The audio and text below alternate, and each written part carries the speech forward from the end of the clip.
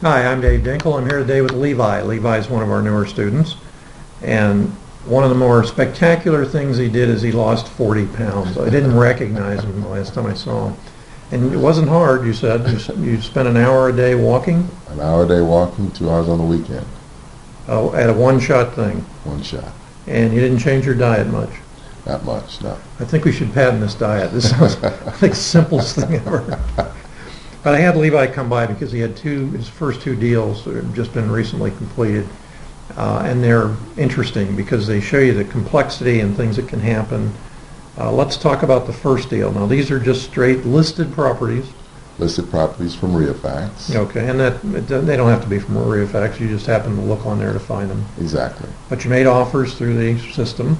Exactly. And on the first one, was it accepted the first time you offered? Nope, it was not accepted. He sent me an email back saying that I must see the property first before he would entertain an offer.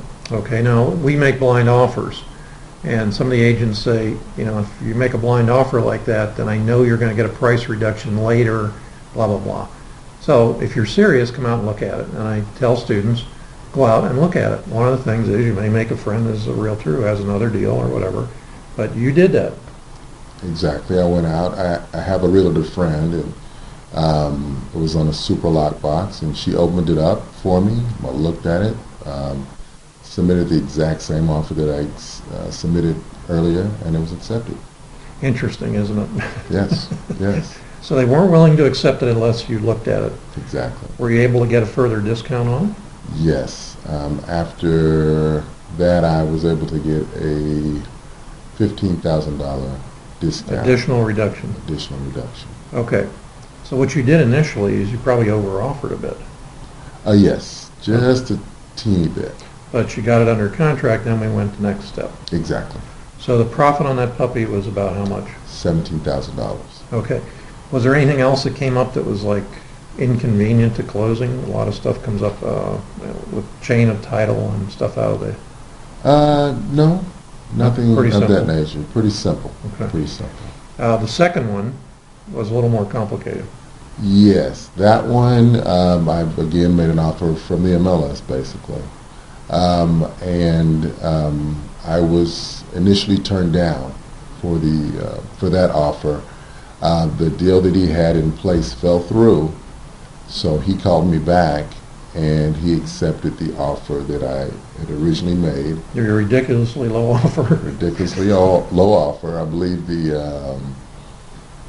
it was $225,000 was what the house was worth, but I got the offer accepted for $160,000. Okay. What was it listed for? Do you remember? It was listed for $225,000. Oh, okay, great. So, despite the fact that a lot of agents will say to you, "I sell everything at or above the list price," it may or may not be true. Exactly. There's a really good example. Exactly. And very oftentimes, to sell the listing to a homeowner, they'll say, "Don't worry about it's too high. We can always come down in price," which really taints the listing. Exactly. The more days on the market, the worse it is. Exactly. Now, this realtor was very clever. He didn't want a $1,000 deposit. He wanted You wanted a $25,000 deposit. $25,000 deposit on 160 whatever. Exactly. Right? Exactly. You know, that certainly is discouraging to a lot of people. So you had the realtor friend who you kind of brought along and said, "Help me out with this guy. The guy's kind of getting wild and crazy." Exactly. So she began negotiations with him. It was a struggle, but she got the $25,000 deposit reduced to $2,500. Now, what's interesting about this, had the original agent said, "Okay, you can have it for $1,000 or $5,000 or whatever," he would have gotten the entire commission.